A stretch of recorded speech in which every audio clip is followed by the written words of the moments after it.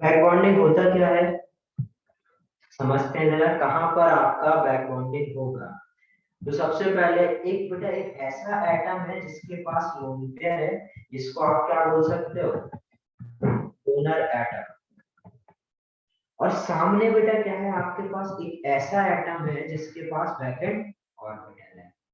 इस जो donor atom है उसके पास ये जो इलेक्ट्रॉन है, यदि बेटा वो अपने इलेक्ट्रॉन इस वैकेंट ऑर्बिटल में ट्रांसफर कर, क्या करते, ये वैकेंट ऑर्बिटल के जो ये आपके इलेक्ट्रॉन्स हैं, इसको क्या करें, ये जो आपके वैकेंट ऑर्बिटल में क्या करें, इलेक्ट्रॉन ट्रांसफर कर दे जिसके पास क्या हो, इलेक्ट्रॉन। करेक्ट। सिंपल, किसी के पास यदि पेयर ऑफ इलेक्ट्रॉन है, वो यदि आपके इलेक्ट्रॉन ट्रांसफर कर दे किसी सामने वाले इलेक्ट्रॉन में, कि जैसे हम लोग ने कोऑर्डिनेट बॉन्ड के टाइम पर सीखा था कि कोऑर्डिनेट बॉन्ड फॉर्मेशन होता है कब, जब बेटा आपका किसी को दो इलेक्ट्रॉन की जरूरत है बट सामने वाले के पास जरूरत नहीं, तो वो अपने इलेक्ट्रॉन शेयरिंग के लिए दे देता है। ठीक है। इधर पे क्या, यदि बेटा ये जो इलेक्ट्रॉन्स हैं, यदि वो अपने सामने वाले, यदि किसी ऐसा कोई एलिमेंट है जहां पर इलेक्ट्रॉन का ट्रांसफर, जहां पर क्या हो बेटा, इलेक्ट्रॉन का ट्रांसफर हो, उसको हम लोग क्या बोलेंगे, बैकेंट ऑर्बिटल में। इस तरह की यदि बॉन्डिंग होगा तो उसको आप क्या बोल दोगे, बैक बॉन्डिंग। ओके। मैं तो लेट ज्वाइन किया, एक बार री एक्सप्लेन कर सकते हो मैं करूंगा शॉर्ट में? करूंगा एक बार एक्सप्लेन करूंगा, तो और बच्चे को और ज्वाइन हो जाने दो। ठीक है, मैं करूंगा। एक पहले डेफिनेशन लिख लो, मैं जो लिखवा रहा हूँ, फिर उसके बाद मैं एक बार और एक्सप्लेन करूंगा। अभी बच्चे आते ही रहेंगे, वेट करूंगा तो फिर टाइम बर्बाद होगा।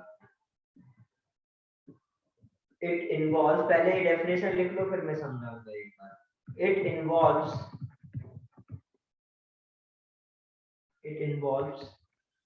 transfer of it involves transfer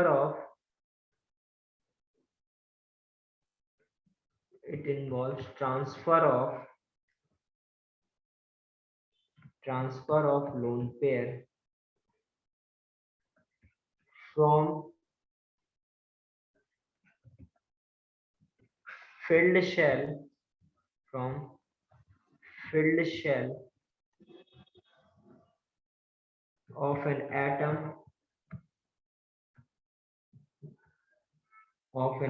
जो अभी अभी ज्वाइन करे, ये डेफिनेशन लिखो, मैं समझाऊंगा क्या होता है। Atom to vacant orbital of another atom।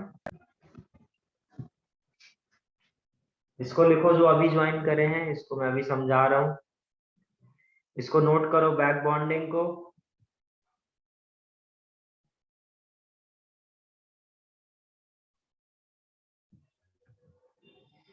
कर लिया सर।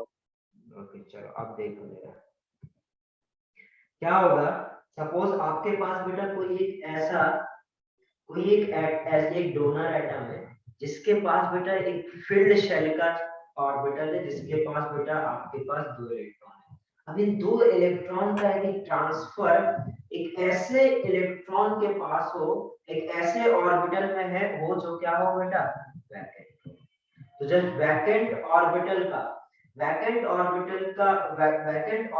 में इलेक्ट्रॉन के ट्रांसफर को हम लोग क्या बोलेंगे, जस्ट सिंपल बैक बॉन्डिंग बोलेंगे। जैसे आपने सीखा था कोऑर्डिनेट बॉन्ड में मैंने सिखाया था कि यदि किसी के पास लोन पेयर है और सामने वाले एटम को दो इलेक्ट्रॉन की जरूरत है, तो यदि उसको दो इलेक्ट्रॉन की जरूरत है तो वो क्या करेगा, इलेक्ट्रॉन का ट्रांसफर कर देगा, उसको अपने इलेक्ट्रॉन शेयरिंग के लिए दे देगा।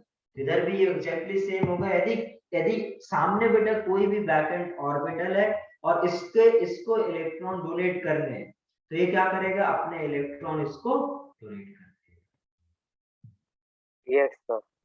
तो इस तरीके से यदि अभी किसी के पास जो लोन पेयर है, वो सामने वाले एटम पर क्या करे, इलेक्ट्रॉन का ट्रांसफर करे, ठीक है, उसको आप क्या बोलोगे, बैक बॉन्डिंग। ठीक है। जैसे सपोज एक एग्जांपल के थ्रू समझाऊं, BF3 का एग्जांपल। तो BF3 के बोरॉन के पास कितने इलेक्ट्रॉन होते हैं, सभी लोग समझना, भी किसी को लिखने की जरूरत नहीं है। ठीक है, सपोज बोरॉन है, इसके आउटर मोस्ट शेल में 3 इलेक्ट्रॉन होते हैं, तो ये क्या हो जाएगा ये। अब फ्लोरीन को आपको पता है बेटा सभी को कि इसके आउटर मोस्ट शेल में 7 इलेक्ट्रॉन होते हैं। इसको अपना ऑक्टेट कंप्लीट करने के लिए 1 इलेक्ट्रॉन की शेयरिंग, इसको ऑक्टेट कंप्लीट करने के लिए एक इलेक्ट्रॉन शेयर। अभी बेटा इस बोरॉन के आउटर मोस्ट शेल में कितने इलेक्ट्रॉन होते हैं? 6 इलेक्ट्रॉन। यदि मैं बोरॉन का इलेक्ट्रॉनिक कॉन्फ़िगरेशन लिखूं ऑर्बिटल में, शेल ऑर्बिटल का, तो कुछ इस तरीके से होता है 2s2 2p1। इसका एक्साइटेड फॉर्म देखूं तो कैसे दिखता है, इधर पे एक इलेक्ट्रॉन और इधर पर एक। तो ये इस 3 हाफ फिल्ड ऑर्बिटल से बेटा एक एफ क्या कर लेंगे, बॉन्ड बना लिए, इसने बना लिए, इसने। अभी क्या ये एक वैकेंट ऑर्बिटल खाली है? खाली है, करेक्ट। Yes sir. एक वैकेंट ऑर्बिटल खाली है, तो ये इस वैकेंट ऑर्बिटल में बेटा अपने इलेक्ट्रॉन ले सकता है। मैं सर क्या बता सकता हूँ, ये वैकेंट। अब सपोज मैं BF3 का ना बना के BF4 माइनस का बना, या चलो छोड़ो BF3 का, ये इसके पास क्या वैकेंट ऑर्बिटल है। अब इन सामने वाले एटम के पास, सामने वाले एटम्स के पास लोन पेयर है। Yes sir. तो ये सामने वाले एटम के पास ये जो लोन पेयर है, ये क्या करेंगे, ये इसको इलेक्ट्रॉन ट्रांसफर कर सकते हैं। ये बोलेगा मैं भी करना चाहता हूं, तो जब ये इसको ट्रांसफर करेगा ये कुछ इस तरीके से दिखेगा, B F F F, ये टेट्रा ट्राइगोनल प्लेनर होता है। सपोज इसने अपने इलेक्ट्रॉन इसके वैकेंट ऑर्बिटल में ट्रांसफर करे तो कुछ इस तरीके से दिखेगा। ये बोलेगा मैं भी करूंगा, तो फिर जब ये करेगा तो ये कुछ इस तरीके से दिखेगा। ठीक है, इसको सीधा ड्रॉ करो इसके वैकेंट ऑर्बिटल में। फिर बोलेगा ये भी करेगा, तो ये करेगा तो कुछ ऐसे दिखेगा, करेक्ट।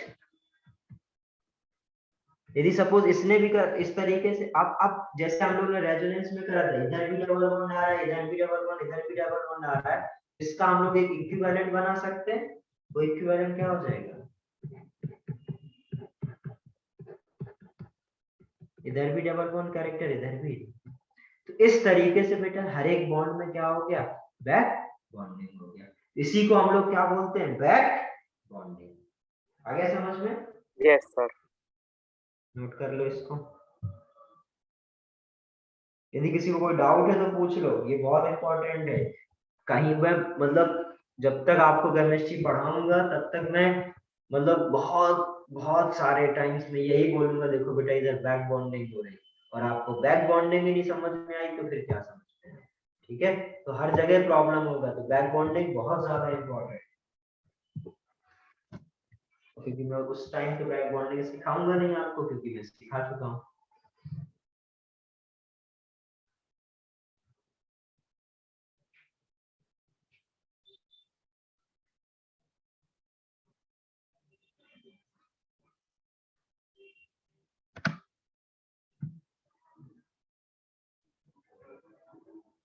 एक बार मैं अभी एक्सप्लेन और कर देता हूँ, ठीक है। जिसको समझ में आ गया वो लिखते रहना, ठीक है। सुनो बाकी लोग, जिसको समझ में नहीं आया वो एक बार और देखो, ठीक है। सपोज बेटा ऐसा कोई एलिमेंट है जिसमें BF3, मैंने अभी BF3 का बॉन्डिंग सिखाया, BF3 में कुछ इस तरीके से इसके पास ये एक वैकेंट ऑर्बिटल खाली है। अब इस एक वैकेंट ऑर्बिटल में सामने बेटा इसके पास एक ऐसे एलिमेंट है जिनके पास लोन पेयर है। तो ये सामने लोन पेयर है, तो यदि किसी कोई डोनर एटम है और सामने वैकेंट ऑर्बिटल है, डोनर एटम सामने वैकेंट ऑर्बिटल है, तो ये क्या करेगा बेटा, अपने इलेक्ट्रॉन का ट्रांसफर करेगा। क्योंकि बेटा अभी इसके इलेक्ट्रॉन कितने हैं इसके पास, 6, और ये कोशिश क्या करेगा, अपने आउटर मोस्ट शेल में 8 इलेक्ट्रॉन करने की, करेक्ट। अपने आउटर मोस्ट शेल में, तो ये 8 इलेक्ट्रॉन इसको करना है, 8 इलेक्ट्रॉन करके अपने ऑक्टेट कंप्लीट करना है, स्टेबल होना है। तो ये क्या करेगा बेटा, इससे इलेक्ट्रॉन ट्रांसफर करा लेगा। तो इस तरीके से बेटा ये जो फ्लोरीन है, हालांकि फ्लोरीन इतना अच्छा डोनर नहीं है, फ्लोरीन सिर्फ इलेक्ट्रॉन खींचता है, बट अभी क्या बेटा इसका फ्लोरीन का तो ऑक्टेट कंप्लीट है, तो ये बोलेगा चलो मैं तुमको अपने इलेक्ट्रॉन दे देता हूँ। ठीक है, इस तरीके से ये इसको इलेक्ट्रॉन ट्रांसफर करा इधर पे बैक बॉन्डिंग को, इसने इधर पे ट्रांसफर करा बैक बॉन्डिंग, इसने इधर किया बैक बॉन्डिंग। अब इधर तीनों को हम इक्विवेलेंट देखें तो क्या होगा, इधर भी डबल बॉन्ड आ रहा है, इधर भी डबल बॉन्ड, इधर भी डबल बॉन्ड, तो उसका मैंने एक इक्विवेलेंट स्ट्रक्चर बना दिया। तो जब कभी भी बेटा इलेक्ट्रॉन का ट्रांसफर हो, एक डोनर एटम जिसके पास लोन पेयर हो, सामने एक एटम जिसके पास आपका क्या हो, ऑर्बिटल वैकेंट हो, तो उधर पर जो इलेक्ट्रॉन का ट्रांसफर हो रहा है उसको आप क्या बोलोगे, बैक बॉन्डिंग। क्लियर है बेटा? Yes sir. बाकी लोगों को? Yes sir.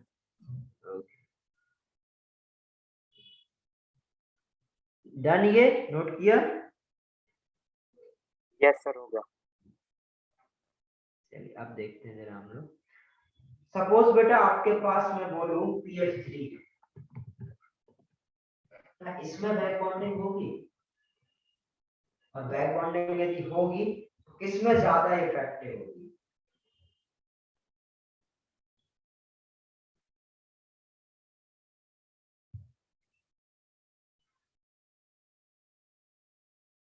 बैक बॉन्डिंग यदि होगी इसमें ज्यादा इफेक्टिव होगी, BF3 में या PF3 में?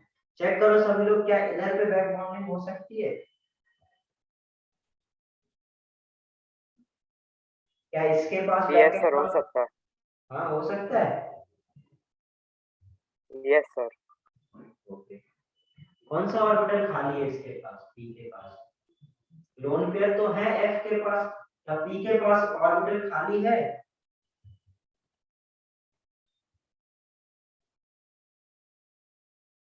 Yes sir. कौन सा ऑर्बिटल? 2 मिनट सर चेक कर। अभी लोग चेक करो।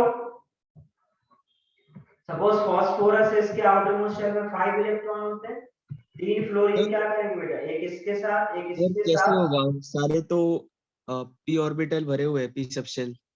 20 तो सबसे भरे हुए, बट इसके पास ये क्या थर्ड पीरियड का एलिमेंट है, तो इसके पास डी भी तो खाली है, तो डी में देगा। फास्फोरस का क्या लिखोगे आप, 3s2 3p3, correct?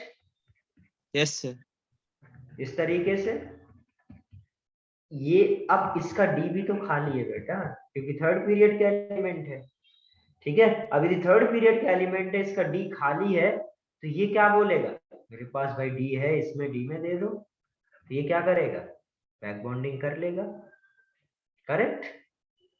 Yes sir. इधर पे डी ऑर्बिटल खाली है, कोई प्रॉब्लम नहीं, ये 3 तो F बना लिए, बट ये इसके साथ क्या करेगा, इसमें आपका F बैक बॉन्डिंग कर लेगा। बट अब मैंने पूछा था किस में ज्यादा इफेक्टिव होती है, इधर पे बेटा जो बैक बॉन्डिंग हो रहा है, ये किस किस ऑर्बिटल में हो रहा है, 2p 3d 2p, इधर की जो बैक बॉन्डिंग 2p 3d में हो रहा है, और Yes, इधर की जो बैक बॉन्डिंग थी वो किसमें हो रही थी, 2p 2p, ये भी 2p ये भी 2p, इधर पे जो बैक बॉन्डिंग हो रहा था 2p 2p। अब आपसे पूछा जाए बेटा 2p 2p और 2p 3d किसमें ज्यादा इफेक्टिव ओवरलैप, किसमें बॉन्डिंग सर ज्यादा 2p पे ज्यादा इफेक्टिव होगा। ज्यादा इफेक्टिव होगा, करेक्ट? तो मैं क्या बोल सकता हूँ, BF3 में बैक बॉन्डिंग ज्यादा अच्छी हो रहा है इससे। इस तरीके से आप क्या करेंगे बेटा, कंपेयर करेंगे बैक बॉन्डिंग किसमें ज्यादा हो रहा है। जैसे आप बॉन्डिंग में कर रहे थे कि यदि ऑर्बिटल सेम ऑर्बिटल में ओवरलैपिंग हो रही, और ऑर्बिटल जितने छोटे होते हैं उतना ज्यादा अच्छा ओवरलैपिंग करते हैं, तो सेम कॉन्सेप्ट यूज करके हम लोग इधर भी बता सकते हैं कि आपका जो बैक बॉन्डिंग होगा वो छोटे ऑर्बिटल में ज्यादा अच्छा। क्लियर है? Yes sir.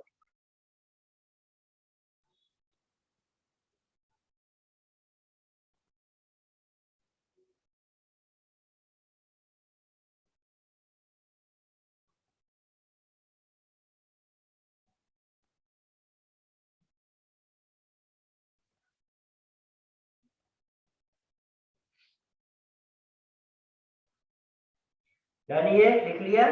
नहीं सर। देखो थोड़ा फास्ट। इसमें बेटा सेम बनेगा, सब कुछ सेम होगा। ठीक है, इधर पे इस तरीके से ये डबल बॉन्ड दिखने लगेंगे। Correct.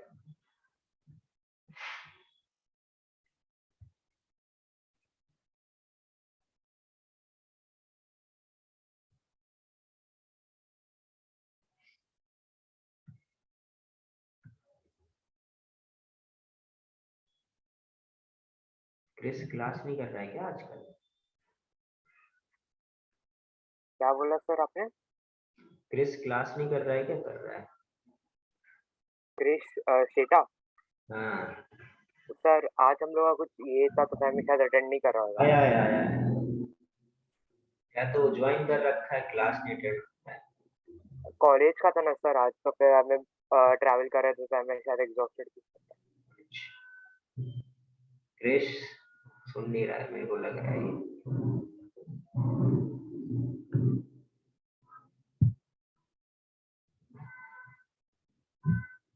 Done. Yes sir.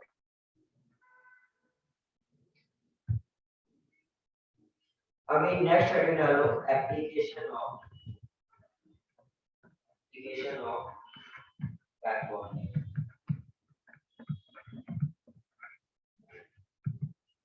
Application of back bonding. Suppose पहला एप्लीकेशन है एसिडिक।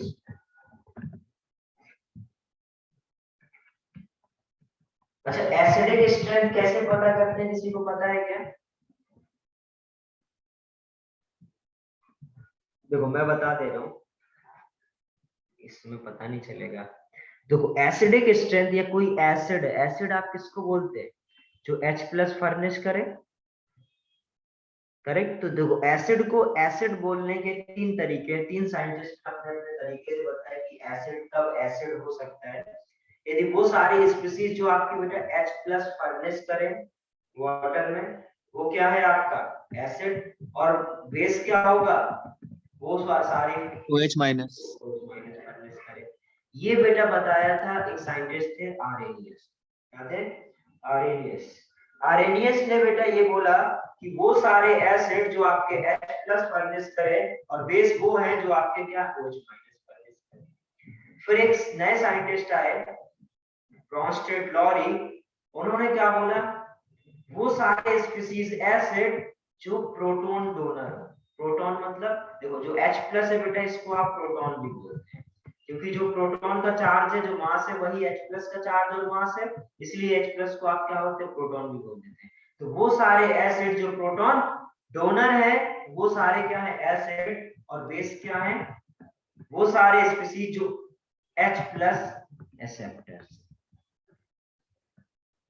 करेक्ट। तो ये किसने बोला, आरेनियस। ये किसने बोला, ब्रॉन्स्टेड लॉरी। और एक थर्ड साइंटिस्ट आए लुइस एसिड, लुइस एक साइंटिस्ट आए। ठीक है। तो लुइस ने क्या बताया, एसिड वो सारे स्पीसीज हैं जो बेटा लोन एक्सेप्टर्स। और बेटा कोई लोन पेयर एक्सेप्ट कब करता है, जिसके पास वैकेंट ऑर्बिटल। सर आपकी आवाज ठीक से नहीं आ रही है, मैं खुद अकेला हूँ या किसी और को भी प्रॉब्लम पड़ रहा है? नहीं यस सर, सर। मुझे भी ठीक से नहीं आ रही है। अभी अभी आने लगेगा, थोड़ा सा नेटवर्क प्रॉब्लम हुआ होगा। अभी ठीक आ रही है ना? Yes sir. ये सुन लिया था दोनों, या ये नहीं, क्या नहीं सुन पाए? सर जो लास्ट वाला था ना उसमें प्रॉब्लम पड़ रहा था। बस बस ठीक है। देखो जो ये एसिड है, एसिड क्या है, उसको आप, एक जो साइंटिस्ट थे, नए साइंटिस्ट आए लुइस, लुइस ने क्या बोला बेटा, एसिड वो सारे स्पीसीज हैं जो लोन पेयर एक्सेप्टर्स, और बेस वो है जो लोन पेयर डोनर है। क्लियर? ये तीनों थ्योरी समझ में आ गया, ये तीनों आपको सभी को आनी चाहिए, ये तीनों थ्योरी के बारे में। ठीक है। मैं केमिस्ट्री में कई बार बताऊंगा, बट अभी बता दिया तो अगली बार मैं और फास्ट बताऊंगा, और आप सबको याद होना चाहिए। सर ये शायद सेकंड टाइम है हम लोग को आपने जो बताया, क्या? ये आरेनियस और लुइस का। आरेनियस ने बोला बेटा वो सारे स्पीसीज जो H+ डोनर है वो आरेनियस, जो बेस क्या बोला, जो जो आपका OH- डोनर है वो आपका बेस है, ये आरेनियस ने बताया। जो लुइस ने बोला, लुइस ने क्या बोला, वो सारे एसिड हैं जो लोन पेयर एक्सेप्टर्स हैं, और बेस वो हैं जो वो क्या है, जो आपके लोन पेयर डोनर है। जैसे सपोज अमोनिया, अमोनिया के पास क्या है, लोन पेयर है, और सामने बेटा यदि क्या घूम रहा है, कोई भी लुइस एसिड सपोज AlCl3 है या कुछ भी है, तो इसके पास एक वैकेंट ऑर्बिटल है, इसने डोनेट कर दिया, तो ये क्या होगा, लुइस बेस, और इसके पास क्या बेटा, जैसे चलो BF3 में, BF3 आपको पता है वैकेंट ऑर्बिटल होता है, यदि इसमें ट्रांसफर कर दे तो इसका मतलब क्या है, ये लुइस एसिड हो गया। आगे समझ में, तो ये लुइस यस सर। एसिड इस तरीके से आपके ये Lewis acid Lewis base then आप समझते जाइए एप्लीकेशन ऑफ बैक बॉन्डिंग में एसिडिक स्ट्रेंथ। सपोज आपसे बोला जाए BF3 BCl3 BBr3 और BI3, BF3 BCl3 BBr3 BI3, इसमें बेटा किसका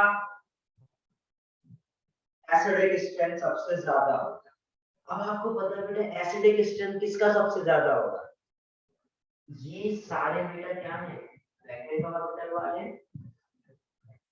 इसमें H+ और OH- तो ये फर्नेस कर नहीं सकते, करेक्ट, H+ तो ये फर्नेस कर नहीं सकते ना, H+ एक्सेप्ट कर सकते हैं। यदि H+ एक्सेप्ट नहीं कर रहे हैं तो अब ये कौन से कैसे पता चलेगा हमें, लुइस एसिड से। लुइस ने क्या बोला था, वो सारे स्पीशीज जो जितना ज्यादा लोन पेयर एक्सेप्ट करेंगे, जिनकी लोन पेयर एक्सेप्ट करने की टेंडेंसी जितनी ज्यादा होगी उतना अच्छा एसिड होगा। अब समझना बेटा ध्यान से, ये जो BF3 है, BF3 में बेटा बैक बॉन्डिंग हो रही थी, राइट। अब यदि ये इधर से इलेक्ट्रॉन एक्सेप्ट कर रहा है तो क्या ये बाहर से इलेक्ट्रॉन एक्सेप्ट कर पाएगा, नहीं सर। कर पाएगा। तो अब हमें ये समझना है कि जब सपोज ये सारे बेटा क्या करेंगे, बैक बॉन्डिंग, करेक्ट, ये सारे आपके बैक बॉन्डिंग करेंगे क्योंकि बेटा सबके पास लोन पेयर है और इसके पास वैकेंट ऑर्बिटल है। अब ये देखो बेटा कौन सबसे ज्यादा इफेक्टिव बॉन्डिंग कर रहा है, बैक बॉन्डिंग कर रहा है, जो सबसे ज्यादा इफेक्टिव बॉन्ड बैक बॉन्डिंग करेगा वो आपके लोन पर नहीं लेगा, मतलब वो लोन पर एक्सेप्ट करने की टेंडेंसी उसकी सबसे कम होगी, क्योंकि यदि उसको अंदर से ही इलेक्ट्रॉन मिल रहे तो वो बाहर से क्यों लेगा, करेक्ट। अब इसमें सबसे अच्छी बैक बॉन्डिंग किसमें होगी, सर BF3। क्योंकि इसमें 2p 2p बैक बॉन्डिंग है, इसमें 2p 3p, इसमें 2p 4p, इसमें 2p 5p।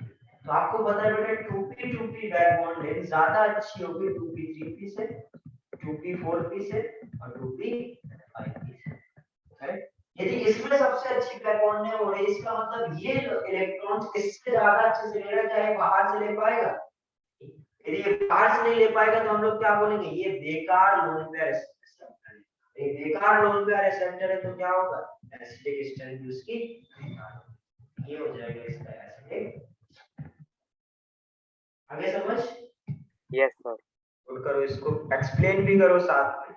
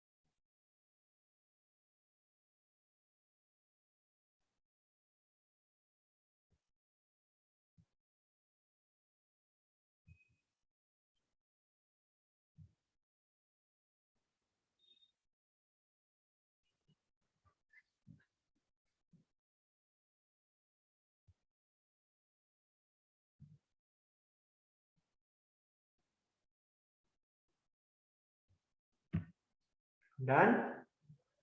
Sir 2 minute last है थोड़ा सा।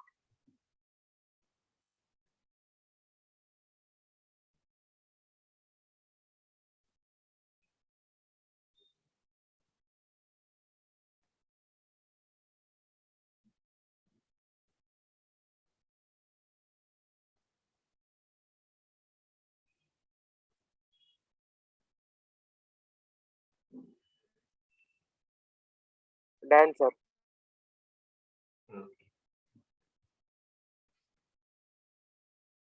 हो गया सभी का। अब देखते हैं हम लोग सेकंड।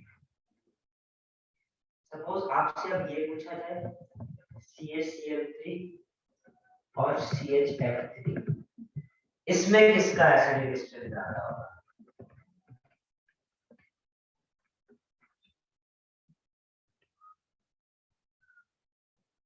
देखो जरा। तो अब इसके पास बेटा एसिडिक लेकिन H है, करेक्ट? इसके पास यदि H है, ये क्या कर सकता है? CaCl3 अपना H यूज कर सकता है प्लस H प्लस, और CHF3 क्या कर सकता है? यूज कर सकता है CHF3 प्लस H प्लस। अब हमें देखना ध्यान से, समझना बड़े ध्यान से, इधर एक नया कॉन्सेप्ट सीखने को मिलेगा और बहुत हर जगह यूज होगा ये नया कॉन्सेप्ट। इसने क्या करा, अपने H प्लस यूज करा, यही एसिड होता है बेटा, वो एसिड जो H प्लस यूज करे, ये इसने अपना H प्लस यूज करा। अब ये क्या बनाया, इसने ये एनाइन बनाया, ये एनाइन बनाया। अच्छा बताओ ये एनाइन ये क्यों बनाएगा? जितना ज्यादा स्टेबल एनाइन होगा उतना ज्यादा इसकी बनने की टेंडेंसी होगी। Yes sir. जितना ज्यादा ये स्टेबल होगा उतना ज्यादा इसके बनने की टेंडेंसी होगी, और उतना ज्यादा इसके बनने की टेंडेंसी करेगी तो उतना ज्यादा बेटा ये यूज करेगा। अरे तो हम लोग क्या बोल सकते हैं, जो आपका एनायन है, यदि एनायन स्टेबिलिटी इंक्रीज हो जाए तो हम लोग क्या बोल सकते हैं, एसिडिक स्ट्रेंथ इंक्रीज होगी। मतलब सिंपल हम लोग बोल सकते हैं कि एनाइन यदि स्टेबल ज्यादा होगा तो एसिडिक स्ट्रेंथ ज्यादा होगा। Correct? Stability of anion is directly proportional to acidic strength. Correct? अब हमें इस हमारा नया टास्क क्या है, हमें इसकी स्टेबिलिटी चेक करना है। ठीक है, इसके ऊपर क्या नेगेटिव और इसके ऊपर कितना आएगा, करेक्ट? अब क्या आप बता सकते हो बेटा इन दोनों से, ये दोनों में कौन ज्यादा स्टेबल होगा? इसके ऊपर नेगेटिव चार्ज सबसे ज्यादा स्टेबल होगा। जो बेसिक वाला। हाँ सर CF3 वाला। क्यों CF3 वाला क्यों? सर क्योंकि वो 2p2p बॉन्डिंग है ना। क्या इधर पे बैक बॉन्डिंग होगी भी? हाँ सर सॉरी सॉरी, मैं थोड़ा कंफ्यूजन। इधर तो बैक बॉन्डिंग तो नहीं होनी है बेटा। अब बैक बॉन्डिंग कैसे होगी? अब ये इस पर इलेक्ट्रॉन ट्रांसफर करेगा, क्या इसको ट्रांसफर कर सकता है? ये तो 2D है, 2D होता नहीं है। थर्ड सेकंड भी इधर पे बैक बॉन्डिंग, और इसके पास जरूर बेटा 3D खाली है, तो ये क्या करेगा, बैक बॉन्डिंग करेगा। अच्छा मैं एक बहुत आसान सा सवाल पूछूं, यदि बेटा आपके पास बहुत सारा पैसा है और आपने बेटा एक जगह पे रख रखा है सारा पैसा, ठीक है, और आपके पास जो पैसा है उसको आपने बेटा इधर इधर इधर इधर बहुत सारे जगह पे डिस्ट्रीब्यूट कर दिया, तो बताओ चोरी होने के चांसेस सबसे ज्यादा कहां पर? जहां से आपका पूरा पैसा गायब हो जाए कम मेहनत करके। सर पहला वाला। जहां पर बेटा एक जगह रखा है, कोई आएगा देखेगा उठा के गायब, और इधर क्या लगेगा, इधर पे कोई करेगा क्या, 5 रुपए के लिए क्या ही चोरी करना है, ये बोले इधर देखेगा 5 रुपए, बोलेगा 5 रुपए क्या चोरी करना है। इधर पे 10 लाख रखे हुए हैं, किसी की भी बेटा मन बदल सकता है और चोरी करके गायब। तो इस पे ज्यादा पैसा है, इस पे ज्यादा चार्ज है, तो इसके चोरी होने के चांसेस क्या है, ज्यादा है। बट इधर पे चार्ज कैसा है बेटा, आपका डिस्ट्रीब्यूटेड है, इधर पे छोटा छोटा चार्ज है, तो ये ज्यादा स्टेबल होगा। करेक्ट? वैसे ही सेम कॉन्सेप्ट में इधर यूज करूं, समझना बड़े ध्यान से, यदि ये जो नेगेटिव चार्ज है बेटा ये इधर भी डिलोकलाइज हो रहा है, या मैं बोलूं इधर भी बैक बॉन्डिंग कर रहा है, ये इधर भी हो सकता है, ये इधर भी हो सकता है, और ये इधर भी हो सकता है। वो तो रेजोनेंस हो जाएगा। करेक्ट, जबकि सिर्फ सिर्फ ये वाला नेगेटिव चार्ज पूरा इधर है, तो इधर इसकी चोरी होने की चांसेस ज्यादा है। चोरी मतलब बेटा इसकी रिएक्टिविटी।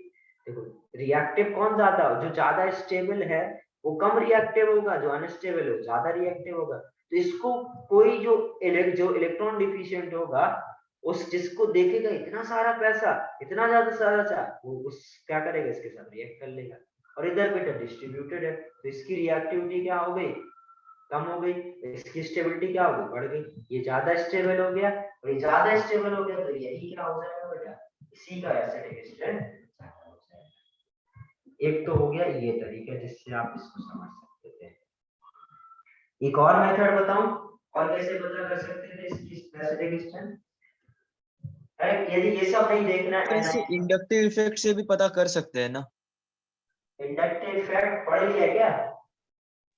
नहीं सर, अब तक सिखाया नहीं है, मैंने थोड़ा खुद से ही पढ़ा है, उससे बोल रहा हूँ। हाँ, तो इंडक्टिव इफेक्ट से बिल्कुल कर सकते हैं बेटा, बट उसके लिए इंडक्टिव इफेक्ट सभी को आना चाहिए, इसलिए नहीं बता रहा हूँ। ठीक है, ये हम लोग करेंगे। अभी हम लोग ऑर्गेनिक जो थ्योरी करेंगे, तब उसमें हम लोग इंडक्टिव इफेक्ट पढ़ेंगे। उससे तो ये बेटा एकदम आसान था, अभी हमें थोड़ा ज्यादा मेहनत करनी पड़ रही समझने के लिए, उधर पे एकदम इजी रहेगा। ठीक है, क्योंकि हमें अभी बाकी टूल्स नहीं आते, हम लोग लिमिटेड टूल्स के साथ उसको समझने की कोशिश कर रहे हैं। ये क्लियर है इतना? नहीं लिखा अभी तक। लिखो, हाँ ठीक है, इतना लिखो, पहले कंप्लीट करो, फिर एक और तरीका बताऊंगा जिससे समझ सकते हैं। और वो तरीका आप लोगों को अपने से सोचना चाहिए। तो बहुत ज्यादा खुशी होती है यदि यदि आप लोग अपने से सोच के मेरे को कोई आंसर बताए कि और कैसे आप बता सकते हो कि इसका जो CH3 का जो स्टेबिलिटी है वो ज्यादा है CH3 माइनस से, मतलब CCl3 minus is more stable then CCl3 minus.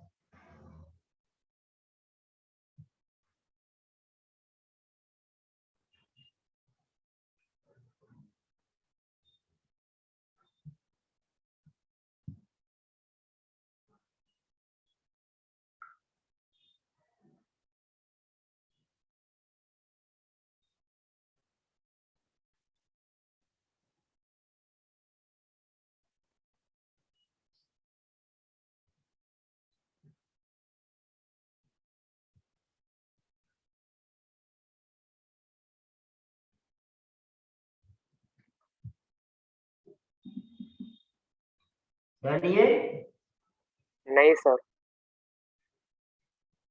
किसी दिमाग में आ रहा है बेटा और कैसे बता सकते हैं इंडक्टिव इफेक्ट को छोड़ के? सर इलेक्ट्रोनेगेटिविटी से। वेरी गुड, कैसे बताएंगे सर इलेक्ट्रोनेगेटिविटी? फ्लोरीन का इलेक्ट्रोनेगेटिविटी हाईएस्ट होगा, सर उनके बीच के बॉन्ड कम स्टेबल हो गए। नहीं नहीं नहीं नहीं, फिर तो आप इंडक्टिव इफेक्ट पे ही जा रहे हो।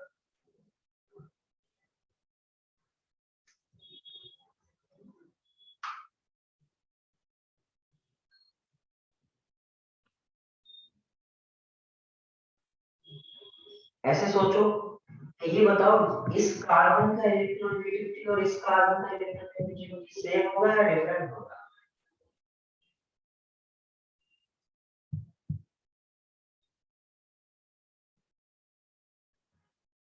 आपको ये तो सबको आता है बेटा कि इलेक्ट्रोनेगेटिव एलिमेंट के ऊपर नेगेटिव चार्ज ज्यादा स्टेबल होता है।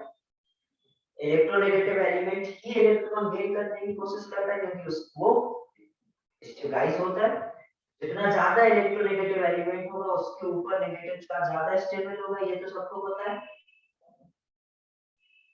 अब हमें यदि ये पता चल जाए ये वाला कार्बन और ये कार्बन की क्या इसकी इलेक्ट्रोनेगेटिविटी ज्यादा होगी भी या सेम रहेगी या कम होगी, ये पता चल जाए।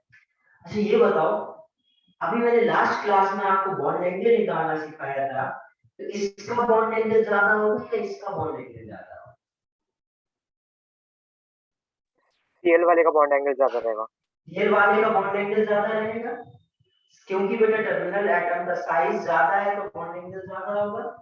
यदि टर्मिनल Cl3 माइनस का बॉन्ड एंगल यदि ज्यादा है, इसका मतलब क्या है कि इसका परसेंटेज ऑफ S कैरेक्टर ज्यादा है। मैंने कल लिखाया था percentage of S character is directly proportional to bond angle। इसका बॉन्ड एंगल ज्यादा है तो इसका परसेंटेज ऑफ S कैरेक्टर ज्यादा है। और मैंने एक पढ़ाया था पीरियोडिक प्रॉपर्टीज में परसेंटेज ऑफ S कैरेक्टर, अभी भी एक दिन और भी पढ़ाया था। परसेंटेज ऑफ S कैरेक्टर यदि ज्यादा होगा तो इसकी उसका क्या हो जाएगा, इलेक्ट्रोनेगेटिविटी ज्यादा हो जाएगी। बोलो। Yes sir. अब तो इससे हम लोग क्या बोल सकते हैं, इसका परसेंटेज ऑफ S कैरेक्टर ज्यादा है तो इसकी इलेक्ट्रोनेगेटिविटी ज्यादा है, और इसकी यदि इलेक्ट्रोनेगेटिविटी ज्यादा है इससे तो आप क्या बोल सकते हो? सर आपका प्रॉब्लम पड़ रहा थोड़ा सा। इसके ऊपर नेगेटिव चार्ज स्टेबल रहेगा। आगे समझ? सर आपके आवाज में थोड़ा सा प्रॉब्लम पड़ रहा था, वापस बोल सकते हो लास्ट टाइम? हाँ मैं ये बोल रहा था आपका S कैरेक्टर यदि ज्यादा होगा तो इलेक्ट्रोनेगेटिविटी ज्यादा होगी, और यदि इस कार्बन की इलेक्ट्रोनेगेटिविटी ज्यादा है तो उसके ऊपर नेगेटिव चार्ज ज्यादा स्टेबल होगा। उसके ऊपर नेगेटिव चार्ज ज्यादा स्टेबल होगा तो ये एनाइन ज्यादा स्टेबल हो गया, और एनाइन ज्यादा स्टेबल क्रिस्टल ज्यादा स्टेबल होगी।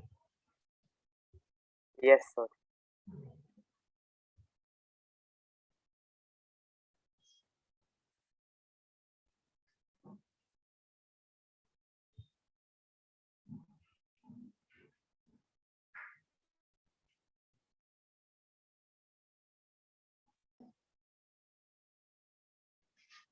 डन ये अभी।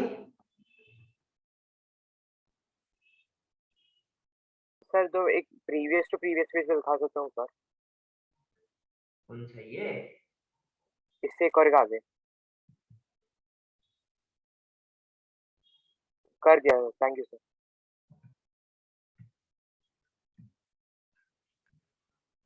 डन अभी। Yes sir. अब सपोज मैं आपसे पूछूं, देखो इसका आंसर करना है।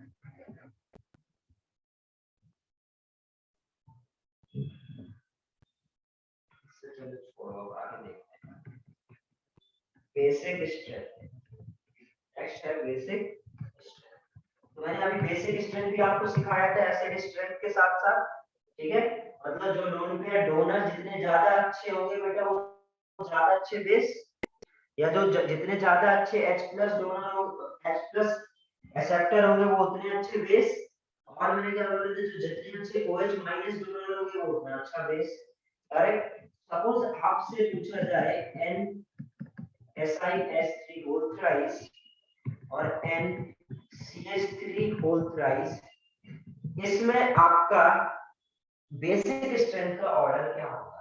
अब बेसिकली बेसिक स्ट्रेंथ क्या होता है, कौन कितना अच्छा लोन पेयर डोनर है। इन दोनों में मुझे चेक करके बताओ कौन ज्यादा अच्छा लोन पेयर डोनर होगा।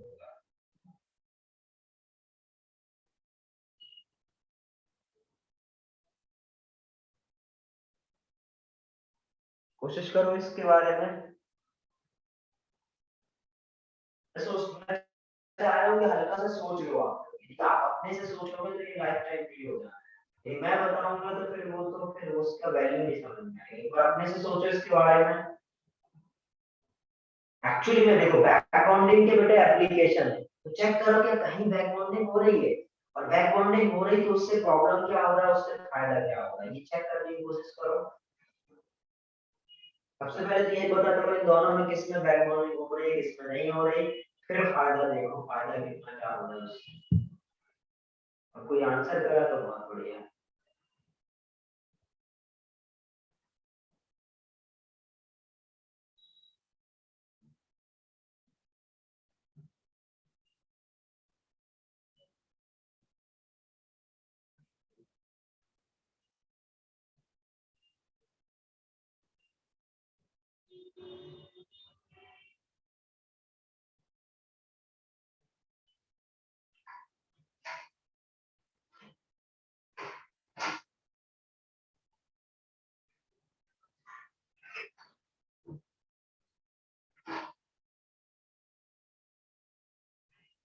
सर CH3 वाला ज्यादा मोर पावरफुल बेस रहेगा।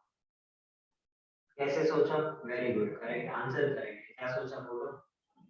सर लोन पेयर का डिस्ट्रीब्यूट।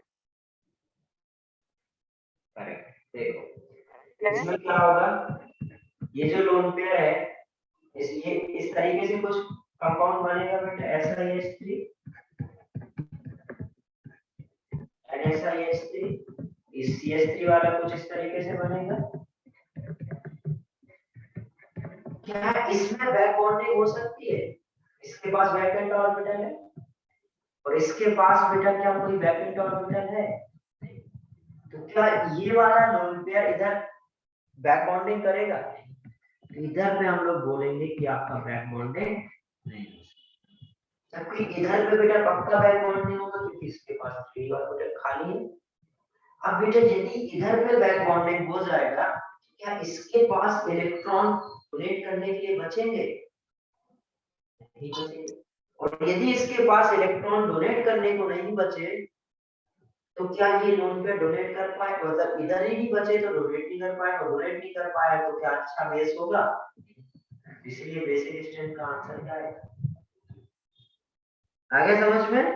Yes sir. सिंपल बोल सकते हैं। SI पे क्या होता है बेटा? वैकेंट ऑर्बिटल होता है, वैकेंट ऑर्बिटल 3D। इधर पे बैक बॉन्डिंग पॉसिबल है तो इलेक्ट्रॉन डेंसिटी नाइट्रोजन पर क्या हो जाएगा? डिक्रीज हो जाएगा। नाइट्रोजन पे इलेक्ट्रॉन डेंसिटी कम हो जाएगी तो बेसिक स्ट्रेंथ क्या हो जाएगी? कम हो जाएगी क्योंकि वेट कम कर पाएगा। इधर क्या है? C पर बेटा वैकेंट ऑर्बिटल नहीं है, और यदि वैकेंट ऑर्बिटल नहीं है तो हम लोग क्या बोल सकते हैं? बैक बॉन्डिंग नहीं होगा, और बैक बॉन्डिंग नहीं होगा तो इलेक्ट्रॉन डेंसिटी पूरी उसी के पास रहेगी। करेक्ट। तो इधर पे उसकी बेसिक स्ट्रेंथ इंक्रीज हो जाएगी। आगे समझ में? ये नोट करो इसको।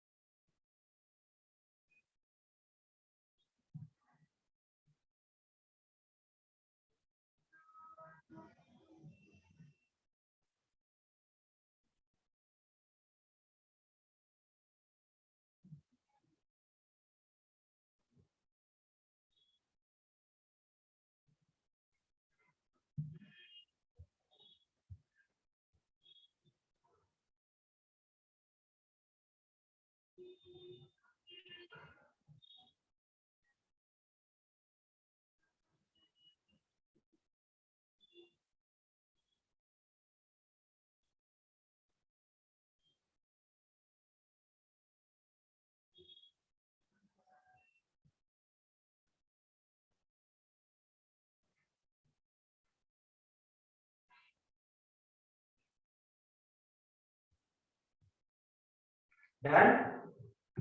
नहीं सर। फास्ट लिखो।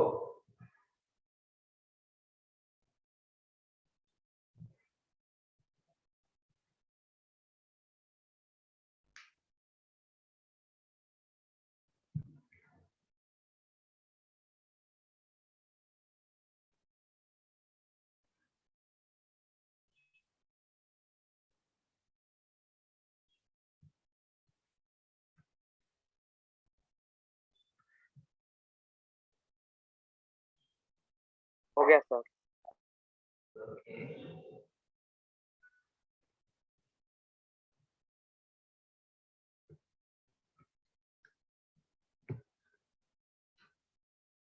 नेक्स्ट देखो जरा, बॉन्ड लेंथ। तो इसके बारे में बहुत सारे क्वेश्चंस आपको मिलेंगे, मैं थोड़ा अभी शॉर्ट में बता रहा हूँ आपको। ठीक है, मतलब एक एक क्वेश्चन करा के हम लोग समझने की कोशिश कर रहे हैं कॉन्सेप्ट को। सपोज ये, और इसके क्वेश्चंस आप अपडेट लगाओगे तो बहुत सारे मिलेंगे। सपोज PaOH होल थ्राइस और BOH होल 4 माइनस। अभी इसमें आपको पता करना है बेटा किसका बॉन्ड लेंथ ज्यादा होगा, क्या कोई पता कर सकता है? चलो मैं बता रहा हूँ, ठीक है? फिर एक क्वेश्चन दूंगा वो आप बताना। सपोज बोरॉन है, बोरॉन के आउटर मोस्ट शेल में आपको पता है 3 इलेक्ट्रॉन होते हैं, एक OH से बना रहेगा, एक OH से बना रहेगा, एक OH से बना रहेगा। ये इसी को मैं थोड़ा और अच्छे से बनाऊं तो इधर पे एक OH और एक OH, करेक्ट? और जो BHO4 होगा ये क्या आ गया, एक OH इससे, एक OH इससे, एक OH इससे, और एक OH के ऊपर क्या है माइनस, ये क्या करेगा इलेक्ट्रॉन डोनेट कर देगा, कोऑर्डिनेट बॉन्ड बना लेगा, करेक्ट? क्लियर है? अभी बेटा इसके पास एक ब्रैकेट ऑर्बिटल है, ये क्या करेगा डोनेट करेगा, इसका भी मन करेगा डोनेट करने को, उसका भी। तो आपको पता है बेटा एक्चुअली में इधर पे जो एक डबल बॉन्ड है वो कितनी जगह डिस्ट्रीब्यूटेड है, 3 जगह, टोटल 4 बॉन्ड कितने जगह डिस्ट्रीब्यूटेड है, 3 जगह। तो इसका बॉन्ड ऑर्डर कितना है, 4/3। बॉन्ड ऑर्डर याद है? तो बॉन्ड याद है। तो बॉन्ड ऑर्डर निकालना पड़ेगा। इसका इधर पे क्या कोई बैक बॉन्डिंग होगी, इधर पे बैक बॉन्डिंग होगी, इधर पे क्या बैक बॉन्डिंग होगी, नहीं होगी, क्योंकि इसने इलेक्ट्रॉन दे दिए तो क्या इधर पे अब बैक एंड ऑर्बिटल है, करेक्ट? यस ये सर। कोऑर्डिनेट बॉन्ड है, ये क्या है, कोऑर्डिनेट बॉन्ड।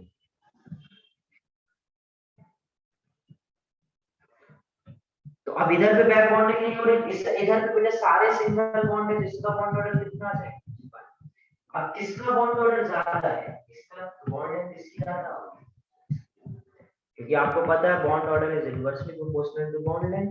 इसका बॉन्ड ऑर्डर ज्यादा था तो बॉन्ड लेंथ, इसके बॉन्ड लेंथ कम था, बॉन्ड ऑर्डर कम था तो बॉन्ड लेंथ। आया समझ में किस तरीके से अप्रोच करना है? तो इधर भी क्या हो रहा है बेटा, देखो एप्लीकेशन ऑफ बैक बॉन्डिंग हो रहा है। बैक बॉन्डिंग होने की वजह से जो डबल बॉन्ड कैरेक्टर आया उसका बॉन्ड ऑर्डर इंक्रीज हुआ और बॉन्ड लेंथ डिक्रीज हुआ।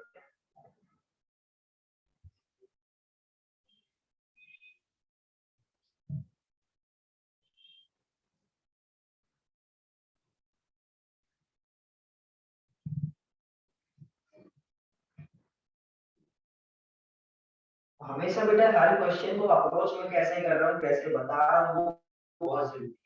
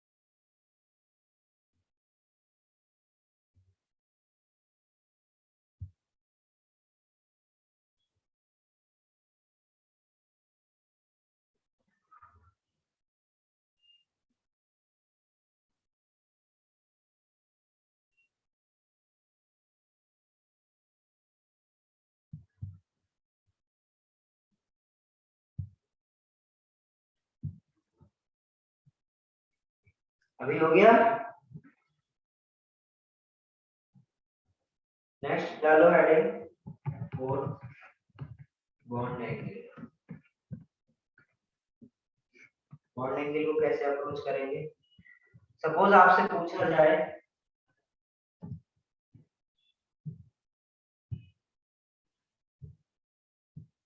NH3 NCl3 NH3 और NH3, ठीक है? इसमें समझते हैं बेटा क्या होगा आंसर। तो देखा जाए तो बॉन्ड एंगल पता है, कल बताया था बॉन्ड एंगल कैसे देखते हैं, हाइब्रिडाइजेशन निकालो। इसका हाइब्रिडाइजेशन क्या होगा, इधर Cl इधर Cl, इधर क्या हो जाएगा, इधर H इधर H इधर H, इधर क्या हो जाएगा। अभी इधर जरा चेक करो किसके बैक बॉन्डिंग हो रही है क्या, ये बेटा फर्स्ट पीरियड का है, ये सेकंड पीरियड का, इधर बैक बॉन्डिंग नहीं हो सकती, दोनों सेकंड पीरियड, इधर थर्ड पीरियड है, इसके पास बैक ऑर्बिटल होगा, ये क्या करेगा बैक बॉन्डिंग करेंगे, राइट। अब यदि इसने बैक बॉन्डिंग करा तो क्या इसके पास ये लोन पेयर है ना, नहीं है, क्योंकि इसने क्या किया, इसको ट्रांसफर कर दिया। इसने यदि अपने इलेक्ट्रॉन ट्रांसफर कर दिए, अब इसके पास बेटा इसका स्टेरिक नंबर कितना है, 3 bond pair plus 0 lone pair, इसका स्टेरिक नंबर 3, तो स्टेरिक नंबर 3 इसका हाइब्रिडाइजेशन कितना आएगा, जबकि बेटा इसके स्टेरिक नंबर कितने आएंगे, 3 bond pair plus 1 lone pair, क्योंकि इधर पर बैक बॉन्डिंग आपका है, करेक्ट, इधर भी बैक बॉन्डिंग नहीं है, इधर भी बैक बॉन्डिंग नहीं है, इधर पर आपका बैक बॉन्डिंग, तो ये 3 bond pair plus 1 lone pair कितना आ जाएगा, 4, स्टेरिक नंबर 4 है तो हाइब्रिडाइजेशन sp3, इधर स्टेरिक नंबर कितना बेटा, 3 bond pair plus 1 lone pair, correct, तो ये कितना हो जाएगा आपका स्टेरिक नंबर 4, हाइब्रिडाइजेशन कितना आ जाएगा, sp3। अब आपको पता है बेटा परसेंटेज ऑफ s कैरेक्टर इसमें है ज्यादा, बॉन्ड एंगल का इसका ज्यादा, और आपको पता है sp2 हाइब्रिडाइज होता है बॉन्ड एंगल 120 इसका 109 डिग्री और इसका भी 109 के आसपास होता है, करेक्ट, बोलो, तो सिंपल यस बोल सर। सकते हैं कि इसका परसेंटेज ज्यादा है तो इसका बॉन्ड एंगल ज्यादा है। अब इन दोनों को कैसे कंपेयर करें, सर बॉन्ड एंगल जो है मतलब साइड क्वेश्चन है, ये रिमेम्बर करने की जरूरत नहीं है ना? नहीं नहीं बिल्कुल नहीं, याद करने की जरूरत नहीं है आपको, जस्ट सिंपल आपको क्या करना होता है, जो मेथड मैंने लास्ट क्लास में सिखाए थे वो आपको यूज करने आने चाहिए। बट हम लोग क्या करते हैं बेटा कि इतना इतना सुनते हैं समझते हैं इतना पढ़ेंगे केमिस्ट्री की, हमें कुछ ना कुछ बॉन्ड एंगल्स अपने आप याद आता है, ठीक है। यदि आप sp3 हाइब्रिडाइज्ड है तो भाई sp3 हाइब्रिडाइज्ड का बॉन्ड एंगल तो हमें याद ही रहता है, याद ही होना चाहिए 109 डिग्री, बट एग्जैक्ट याद करने की जरूरत नहीं होती कि एग्जैक्ट कितना होता है, ठीक है। ठीक है सर।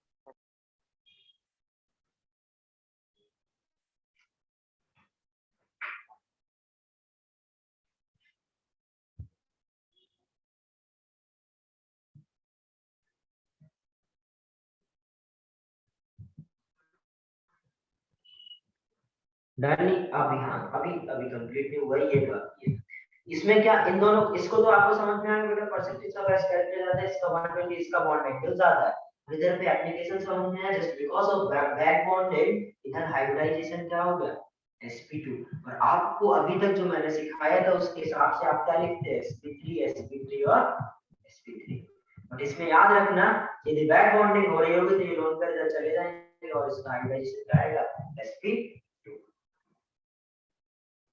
अब यदि sp2 हाइब्रिडाइज्ड है तो ठीक है, इन दोनों को कैसे कंपेयर करेंगे, इनमें तो सब कुछ सेम है, बस टर्मिनल एटम बड़ा है, और आपको कल मैंने सिखाया था टर्मिनल एटम का यदि साइज बड़ा होगा तो उसका बॉन्ड एंगल क्या होगा, ज्यादा होगा, करेक्ट, तो NF3 का ज्यादा हो जाना चाहिए NH3 से, बट एक प्रॉब्लम है, नाइट्रो जो बेटा जो मैंने सिखाया था उसमें बस एक एक्सेप्शन है, हाइड्रोजन वाला, हाइड्रोजन का साइज बहुत छोटा होता है, हाइड्रोजन का साइज बहुत छोटा होगा बेटा, ठीक है, तो इसके जो बॉन्ड पेयर के इलेक्ट्रॉन होंगे ये बहुत पास पास होंगे, और ये बहुत पास पास होने की वजह से इनका रिपल्सन बहुत ज्यादा बढ़ जाता है आपस में, और आपस में रिपल्सन बहुत ज्यादा बढ़ने की वजह से इनका बॉन्ड एंगल क्या हो जाता है, इंक्रीज हो जाता है, और NH3 का बॉन्ड एंगल ज्यादा होता है किससे, NH3 से।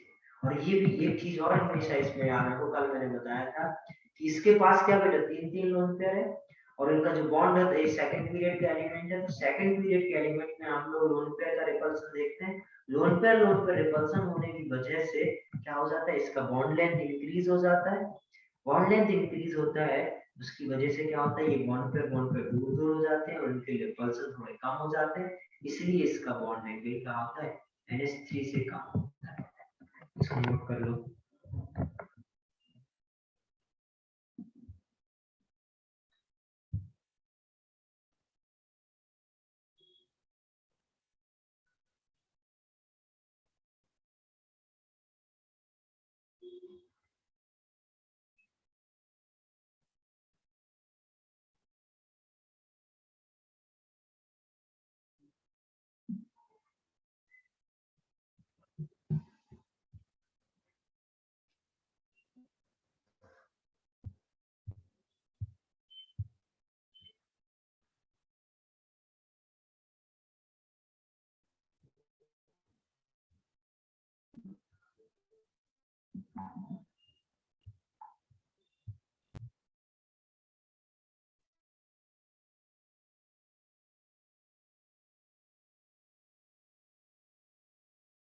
सर आपने जो लास्ट वाला बताया एक बार वापस बताओगे? लास्ट वाला मैंने ये बताया बेटा, ये जो आपका हाइड्रोजन का साइज क्या है, छोटा है, और हाइड्रोजन का साइज छोटा होगा तो इनके जो बॉन्ड होगा वो भी छोटा होगा। बॉन्ड छोटा होने की वजह से ये जो इनके बॉन्ड पेयर के इलेक्ट्रॉन्स होते हैं वो बहुत पास पास होते हैं, और बॉन्ड पेयर के इलेक्ट्रॉन बहुत पास पास होने की वजह से इनमें रिपल्सन बढ़ जाता है। रिपल्सन की वजह से इनका बॉन्ड एंगल थोड़ा इंक्रीज हो जाता है। यस सर, ठीक है।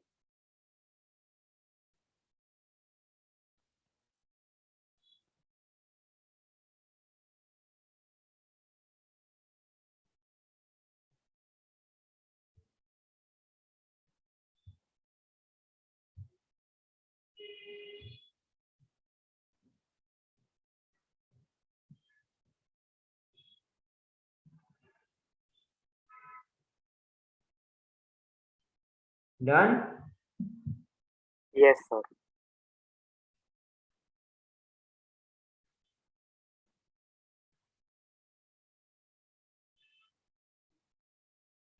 नेक्स्ट यदि आपसे पूछा जाए ओ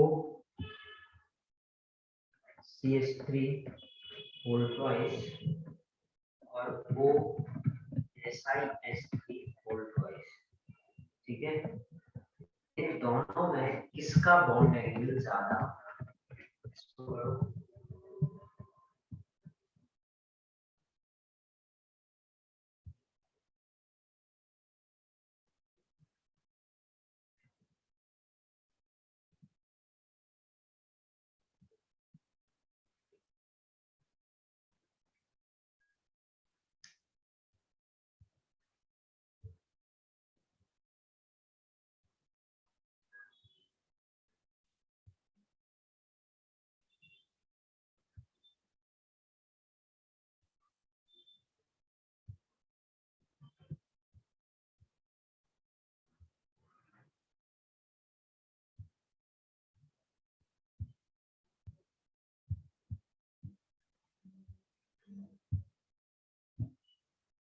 कोशिश करो सभी लोग सोचने की, इसमें बेटा किसका बॉन्ड एंगल ज्यादा होगा।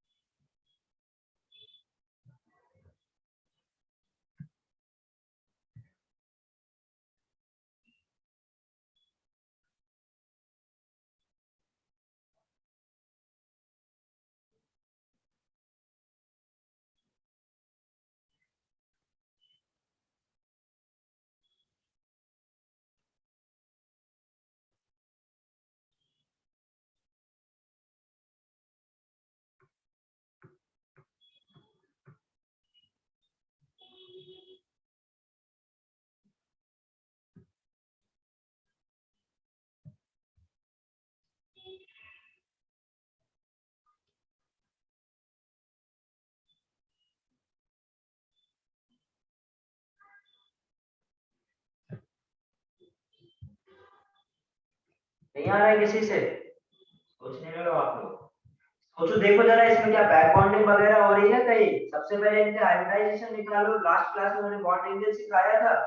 बॉन्ड एंगल कैसे निकालते हैं? सबसे पहले हाइब्रिडाइजेशन निकालना पड़ेगा, इसके हाइब्रिडाइजेशन चेक करो, करोगे नहीं तो नहीं आएगा। कोशिश करो सभी लोग।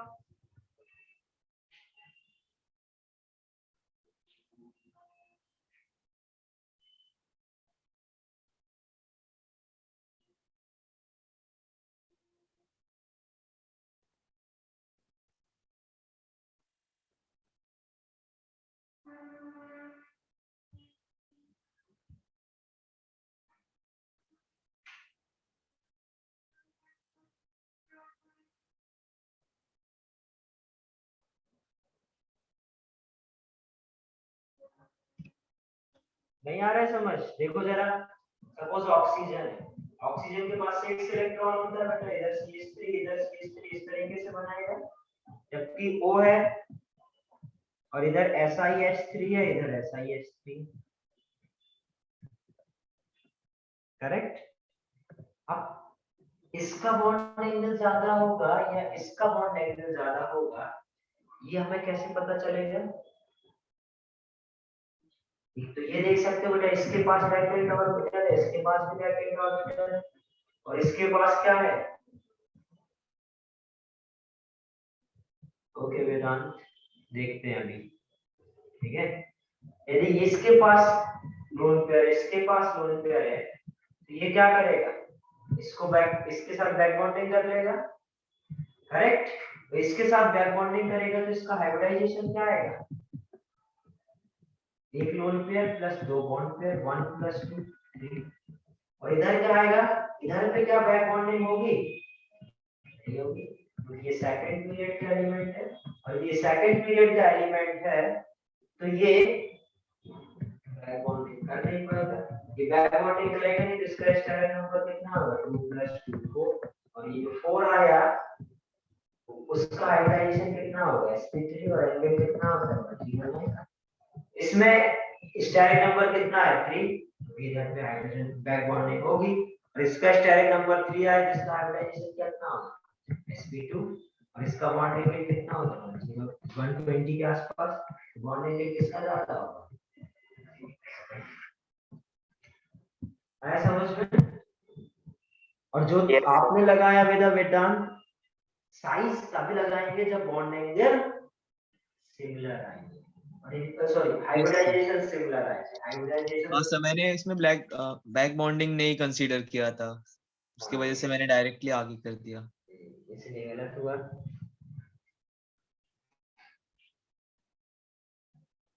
नोट करो इसको फास्ट।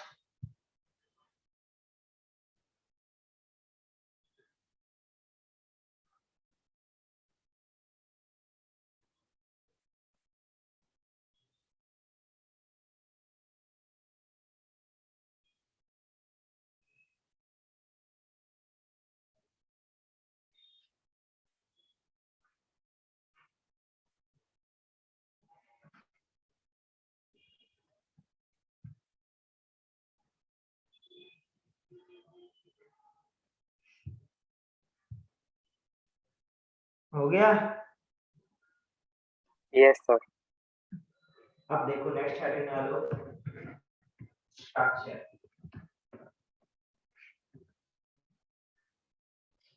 सपोज आपसे मैं पूछूं NCH3 होल थ्राइस और NSiH3 होल थ्राइस, इन दोनों की आपको बेटा शेप बतानी है। शेप बताओ, आप सब कुछ कंसीडर करके करना। सभी लोग शेप बताओ। शेप बताने के लिए क्या करना होता है? हाइब्रिडाइजेशन निकालना होता है। निकालो हाइब्रिडाइजेशन, बैक बॉन्डिंग को कंसीडर करना यदि हो रही होगी तो, और उसके शेप बताओ दोनों दोनों कंपाउंड के।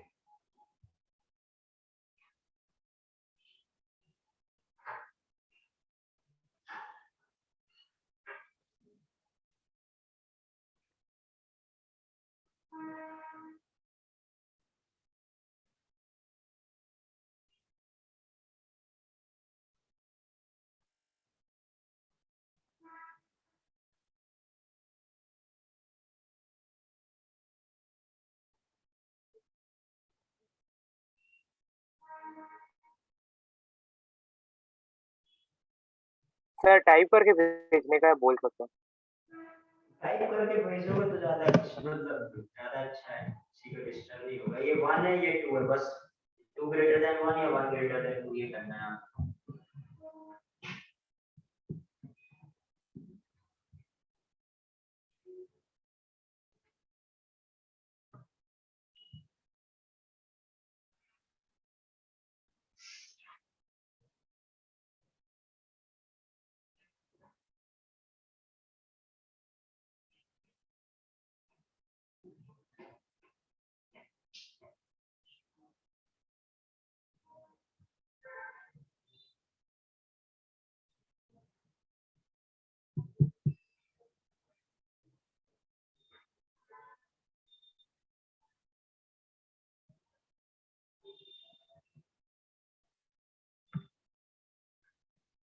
अच्छा, इसमें तो आपको एक शेप बताना था ना, तो शेप तो आपको टाइप ही करना पड़ेगा।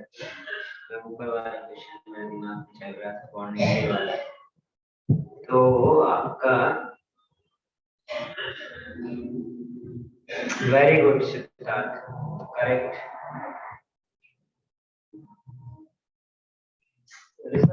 वन ग्रेटर देन टू से नहीं, अभी बॉन्ड एंगल नहीं पूछना, ठीक है। बॉन्ड एंगल तो तुमने बताया जो सही बता दिया, ठीक है। नहीं, बॉन्ड एंगल भी गलत हो गया, मैं आपसे शेप पूछ रहा था, इस बार मैंने उधर गलत बोल दिया, ठीक है। शेप पूछ रहा हूँ मैं अभी। वेदांत का भी सही है, वेरी गुड। देखो जरा, मैं बता रहा हूँ अभी। सपोज नाइट्रोजन है, ये किस तरीके से बॉन्डिंग बनाएगा, इधर पे एक CH3, इधर पर एक CH2, और जो SI होगा इधर पे एक SiH3, इधर पर एक SiH3, इधर पर एक SiH3, करेक्ट। इसके पास बेटा बैक एंड डी ऑर्बिटल है, तो ये क्या करेगा, बैक बॉन्डिंग कर लेगा। इधर पे क्या बैक बॉन्डिंग होगी, नहीं होगी, इधर पे क्योंकि बैक एंड डी ऑर्बिटल नहीं होता है। इधर पे बैक बॉन्डिंग हुआ तो इसका हाइब्रिडाइजेशन क्या हो जाएगा, sp2, और ये क्या हो जाएगा, sp3। ये क्या होता है आपका। और हाँ, एक गलती और, सिद्धार्थ ने देखो गलती करी, वेदांत ने नहीं करी। वेदांत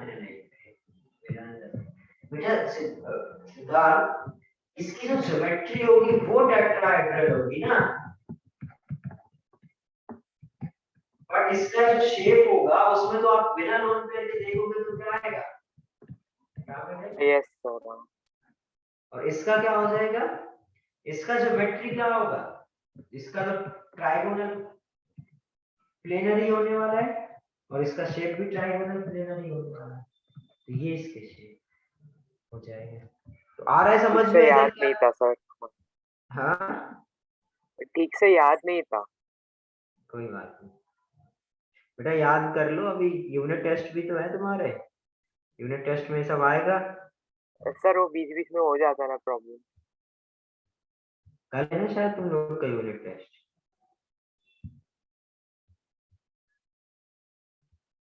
या नहीं है अभी, अगले हफ्ते है। कल है सर सर। कल है सर। परसों है। अपना अपना देख लो, जब भी हो तुम लोग का देख लेना, ठीक है। इतने सारे बैचेस हो मिक्स हो। सर तो मैं लिखा नहीं था वो। लिखा नहीं उसमें, लिख दिया ना सर मैंने। ये यही सब मतलब बैक बॉन्डिंग नहीं आएगी, बट हाइब्रिडाइजेशन निकालने को तो आएगा ही। सर लिख लिया। नोट करो जरा। अब ये हो गया आपका कंप्लीट। एक और बताऊं मैं आपको, इनऑर्गेनिक बेंजीन। अभी तक मैंने बेंजीन बताया था ऑर्गेनिक में, इसको बोलते हैं हम लोग बेटा इनऑर्गेनिक बेंजीन। ऑर्गेनिक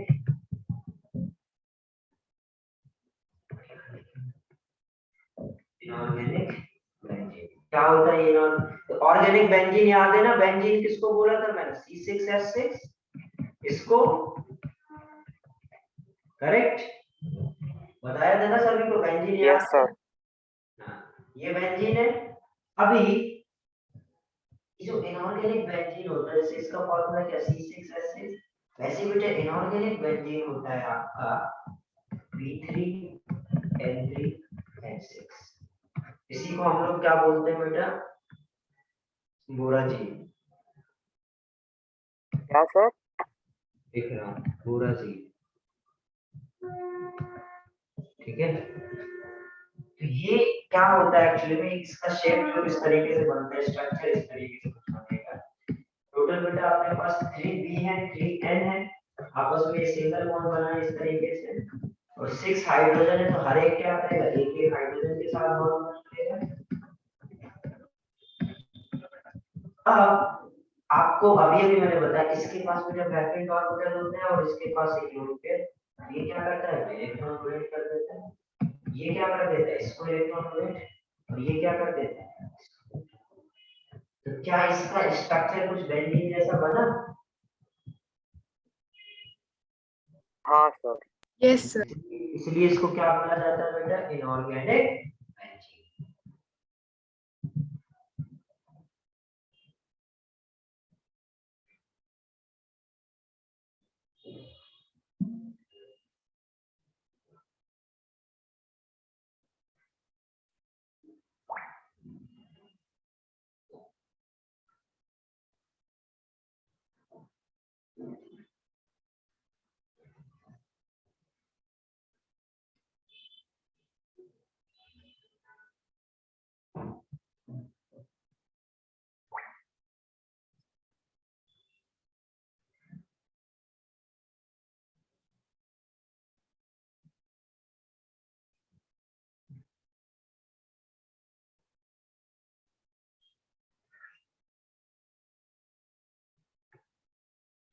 डन ये?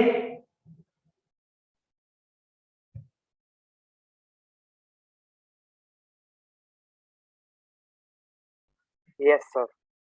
अभी हम नेक्स्ट देखते हैं डाइपोल मोमेंट।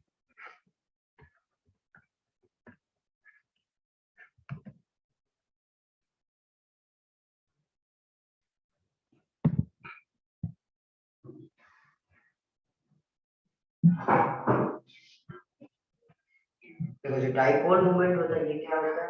डाइपोल सबको समझ में आता है। सपोज बेटा दिस सपोज HCl है, ठीक है, ध्यान से समझना। दी HCl है, आपको पता है बेटा ये ज्यादा इलेक्ट्रोनेगेटिव है एज कंपेयर टू दिस। इसकी टेंडेंसी मैंने क्या बताया था, जो ज्यादा इलेक्ट्रोनेगेटिव होते हैं वो अपनी तरफ इलेक्ट्रॉन को अट्रैक्ट करने का कोशिश करते हैं, करेक्ट। जो अपने तरफ इलेक्ट्रॉन को अट्रैक्ट करने की कोशिश करते हैं उसके ऊपर क्या आता है, पार्शियली नेगेटिव। और इससे इलेक्ट्रॉन दूर जा रहे हैं तो इसके ऊपर क्या आएगा, पार्शियली पॉजिटिव। जब इस तरीके से पार्शियली पॉजिटिव और पार्शियली नेगेटिव डेवलप हो जाए, ये एक्चुअली में क्या बेटा, देखो जब कभी भी आपके दो चार्ज है, ध्यान से समझना, जब कभी भी आपके दो चार्जेस है Q1 सपोज Q और एक माइनस Q, ये क्या चार्जेस है। चार्जेस को बेटा जनरली हम लोग क्या बोल देते हैं, पोल। और जब इक्वल एंड ऑपोजिट चार्जेस बेटा एक d डिस्टेंस पर अपार्ट हो तो उसको हम लोग क्या बोल देते हैं, डाइपोल। क्लियर है ये? Yes sir. करेक्ट। अब इसी ये जो इलेक्ट्रॉन का जो मूवमेंट हुआ बेटा, उससे जो मूवमेंट जनरेट होता है उसी को आप क्या बोलते हो, डाइपोल मूवमेंट। और वो एक्चुअली में इसको हम लोग रिप्रेजेंट करते हैं म्यू से, और म्यू इज इक्वल टू होता है जितना ये क्यू है चार्ज इनटू इनके बीच का डिस्टेंस, वो कैलकुलेट होके आ जाएगा क्या, क्यू इनटू डी करोगे तो आपका क्या आ जाएगा, डाइपोल। आगे समझ में? सिंपल क्या होता है dipole moment, product of charge and distance between charges. Okay, yes sir. अब जरा समझते हैं कुछ कुछ चीजें। देखो ये जो इलेक्ट्रॉन इसने क्या इस तरफ गए, तो इसका जो डाइपोल मोमेंट का डायरेक्शन होगा वो कुछ इस डायरेक्शन में होगा, क्योंकि इलेक्ट्रॉन मूव इस डायरेक्शन में रहेगा, करेक्ट। तो ये तो सबसे पहले डेफिनेशन, इसको डेफिनेशन क्या लिख सकते हैं हम लोग, it is defined as product, is defined as product of magnitude of charge and distance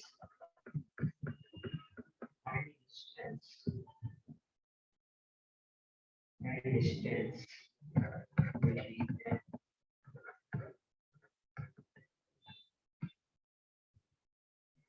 clear है? डिस्टेंस, उनके बीच का डिस्टेंस और उनमें जो चार्ज है उसका मल्टीप्लिकेशन क्या होता है आपका,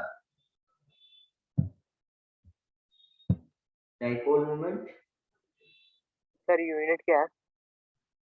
सब बता रहा हूँ, यूनिट बता रहा हूँ सारा।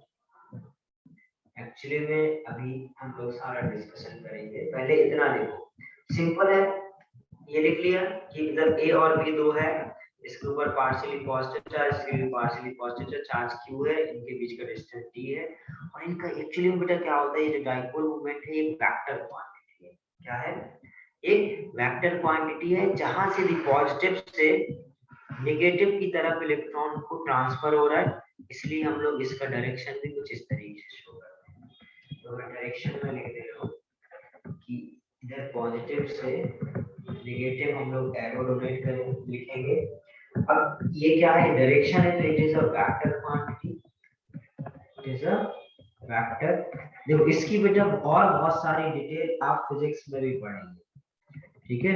हमें ये कैलकुलेशन नहीं करना है कितना डाइपोल मोमेंट होगा, q इंटू डी, चार्ज हमें नहीं मिलने वाले हैं, हमें डिस्टेंस पता होगी, ठीक है। तो हमें ये सब कुछ नहीं मिलेगा, हमें सिर्फ इसके बारे में समझना है और हम लोग रिलेटिव कैलकुलेट करेंगे कि किसका कम और किसका ज्यादा होगा। ओके, तो समझो जरा इधर आगे, ये हो गया इतना, it is a vector quantity. इसकी यदि डायरेक्शन की बात करें तो ये इसका जो यूनिट है वो क्या होता है, इसका यूनिट को हम लोग बोलते हैं डी बार, इसको हम लोग कैपिटल डी से रिप्रेजेंट करते हैं। क्या करते हैं इससे, कैपिटल डी से। और हम लोग इसका यूनिट सिंपल बोल सकते हैं क्या, charge into meter, correct. Charge into meter, meter distance को मीटर में, क्यू को चार्ज, तो सो क्या बोला, इसको हम लोग कूलॉम में और डिस्टेंस को मीटर में, तो क्या बोल सकते हैं, कूलॉम इनटू मीटर, करेक्ट। सी इनटू एम, इसका यूनिट बोल सकते हैं। अब इनमें मेरे को पता रिलेशन पता होना चाहिए, मैं ये बता दे रहा हूँ, 1d इज इक्वल टू होता है 3.34 into 10 to the power -30 coulomb into meter. तो जिस यूनिट में भी दे रखा होगा आप चेंज कर सकते हैं।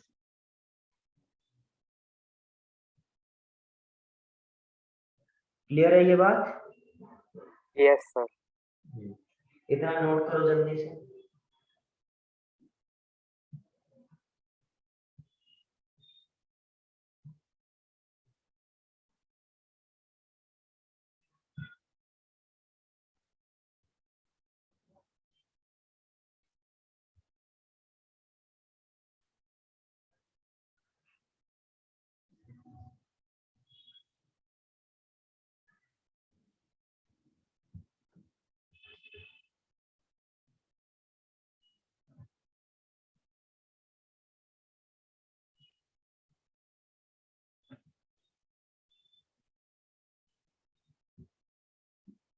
हो गया सर। उसके बाद अब देखो, ये जो डाइपोल मोमेंट की मैंने आपको डेफिनेशन बताई, ये एक्चुअली में बेटा क्या होता है, दो, ये फिजिक्स में पढ़ाई जाती है, ठीक है। हमें थोड़ा केमिस्ट्री में हमें थोड़ा अलग तरीके से समझना होगा, देखना, क्योंकि बेटा सोच समझना है ध्यान से। सपोज ये कंपाउंड है केमिस्ट्री में, अभी तक जो मैं बता रहा था वो सब हमें फिजिक्स में यूज होगा। अब समझते हैं केमिस्ट्री में क्या होगा। सपोज इस कंपाउंड में, देखना ध्यान से, ये एक ये बॉन्ड है, एक ये बॉन्ड है, एक ये बॉन्ड है, एक बॉन्ड है। इस ये ज्यादा इलेक्ट्रोनेगेटिव है, इसके ऊपर पार्शियली नेगेटिव चार्ज है, इसके ऊपर पार्शियली पॉजिटिव चार्ज डेवलप होगा। ये ज्यादा इलेक्ट्रोनेगेटिव, इसके ऊपर पार्शियली नेगेटिव, इसके ऊपर पार्शियली पॉजिटिव, इसके ऊपर पार्शियली नेगेटिव, इसके ऊपर पार्शियली पॉजिटिव, इसके ऊपर पार्शियली नेगेटिव। तो आप देख पा रहे होगे बेटा, एक कंपाउंड के अंदर इतने डाइपोल बन गए, करेक्ट। तो हमें हम लोग क्या करते हैं, नया टर्म डिफाइन करते हैं, बॉन्ड मूवमेंट। क्या करते हैं, बॉन्ड मूवमेंट। अब ये बॉन्ड मूवमेंट क्या होगा, सिंपल एक बॉन्ड का, यदि मैं CCl4 में एक बॉन्ड का देखूं तो इधर पार्शियली नेगेटिव पार्शियली पॉजिटिव, और इधर पर बेटा कुछ बॉन्ड मूवमेंट होगा, इधर बॉन्ड मूवमेंट भी क्या Q इंटू डी ही होगा, ठीक है। बट ये जो बॉन्ड मूवमेंट है इसको हम लोग क्या बोल देते हैं, it is a movement of a particular bond, particular bond, ठीक है। क्या हो जाएगा, bond movement of a particular bond. जो पर्टिकुलर बॉन्ड का बॉन्ड, एक बॉन्ड के लिए हम लोग जो मूवमेंट बोलेंगे उसको क्या बोल देंगे, बॉन्ड मूवमेंट, करेक्ट। एक जो बॉन्ड का जो मूवमेंट होगा वो क्या हो जाएगा आपका, बॉन्ड मूवमेंट। अब ये जो बॉन्ड मूवमेंट है, ये अब इसका बेटा इस डायरेक्शन में बॉन्ड मूवमेंट होगा, इसका इस डायरेक्शन में, इसका इस डायरेक्शन में, इसका इस डायरेक्शन में, करेक्ट। इसके मैं देखूं ये सारे क्या थे, वेक्टर। और आपने बेटा बेसिक फिजिक्स में वेक्टर सीखा होगा थोड़ा सा, करेक्ट, सीखा है। तो यस सभी सर। देखो, इन सब बेटा ये सारे जो बॉन्ड है इनका जो बॉन्ड लेंथ है वो सेम है, मतलब इनका जो डी है वो सेम है, सारे सेम एटम है तो क्यू भी सेम है, तो क्यू इंटू डी भी क्या होगा, सभी का सेम होगा। इसका भी म्यू, इसका भी म्यू, इसका भी म्यू, इसका भी म्यू, करेक्ट। इन सभी का म्यू है और सबका म्यू सेम है, अभी Yes, यदि sir. अभी इन सबका यदि अब हमें क्या करना है बेटा, अब इन सबका हमें रिजल्टेंट निकालना है। तो आपको मैं बताऊं केमिस्ट्री में डाइपोल मोमेंट क्या होता है। डाइपोल मोमेंट सिंपल क्या बोलो, रिजल्टेंट ऑफ बॉन्ड मोमेंट। जितने भी ये बॉन्ड मोमेंट्स है इन सबका बेटा जो रिजल्टेंट होगा वो क्या होगा। यदि आपको पता है बेटा दो वेक्टर इस तरीके से, एक ये q है एक q है, तो इनका रिजल्टेंट क्या होता है, इस डायरेक्शन पे आएगा। और उसका जो मैग्नीट्यूड होता है उसके लिए भी एक फॉर्मूला बताया गया होगा। तो उस वेक्टर p प्लस q का मैग्नीट्यूड निकालना तो क्या होता है p square plus q square plus 2pq cos theta, correct. Yes, sir. तो सपोज Yes, और sir. ये तो सिंपल इस तरीके से निकाल सकते हैं। आप हमें सपोज इस तरीके से हम कर सकते हैं बेटा, इन दोनों का निकाल लो फिर इन दोनों का निकाल लो फिर जो दो रिजल्टेंट है उन दोनों का निकाल लो। ऐसे करके हम डाइपोल मोमेंट निकाल सकते हैं। बट एक इधर पे शॉर्ट ट्रिक होता है। शॉर्ट ट्रिक क्या है, यदि बेटा एक पॉइंट से, ध्यान से सुनना, यदि एक पॉइंट से बहुत सारे वेक्टर ओरिजिनेट हो रहे, इस केस में क्या हो रहा है बेटा, एक पॉइंट से बहुत सारे वेक्टर ओरिजिनेट हो रहे हैं और यदि बेटा उनके बीच का एंगल सभी का इक्वल है, ध्यान से सुनना, एक एक प्रॉपर्टी है, यदि एक पॉइंट से बहुत सारे वेक्टर ओरिजिनेट हो रहे, ठीक है, और उन वेक्टर का बॉन्ड एंगल सबका सेम है, उसका जो रिजल्टेंट आता है वो कितना आता है, 0 आता है। ठीक है, ऐसे सोचो बेटा और इनके मैग्नीट्यूड, ऑब्वियसली मैग्नीट्यूड कैसे होने चाहिए, सेम। ऐसे सोचना बेटा इन दोनों के बीच का एंगल थीटा है, समझना ध्यान से, इन दोनों के बीच का एंगल, चलो मैं एक बढ़िया छोटा सा एग्जांपल ले रहा हूं, इधर 90 इधर 90 इधर 90 इधर 90, ये सारे बेटा एक पॉइंट से ओरिजिनेट हो रहे हैं, इस पॉइंट से, इसका सबके बीच का एंगल 90 है, करेक्ट।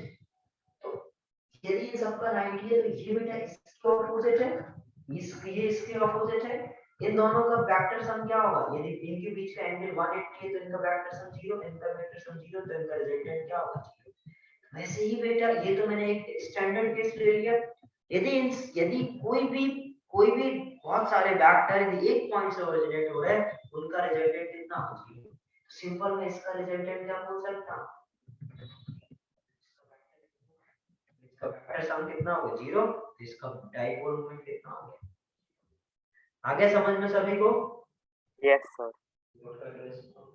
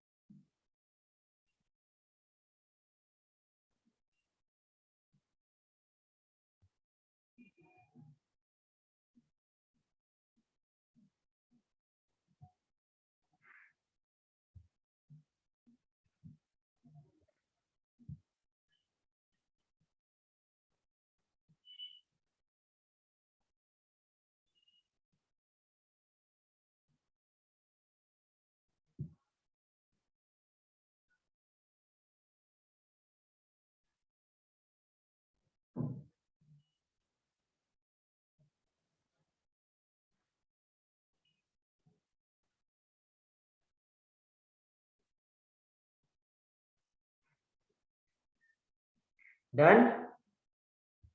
Yes sir. ओके, चलो इसके आगे हम लोग क्या करेंगे नेक्स्ट क्लास में देखेंगे। इतना बेटा सभी लोग रिवाइज करके आएंगे नेक्स्ट क्लास में, क्योंकि ये हम लोग यूज करेंगे, फिर हम लोग इसके एप्लीकेशन को समझेंगे। ओके, डन सभी का? Okay thank you sir. Okay चलिए बाय सर। ऐसे कोई किसी लिख नहीं पाया हो तो बता दो अभी। No sir, done. Done, okay चलिए बाय।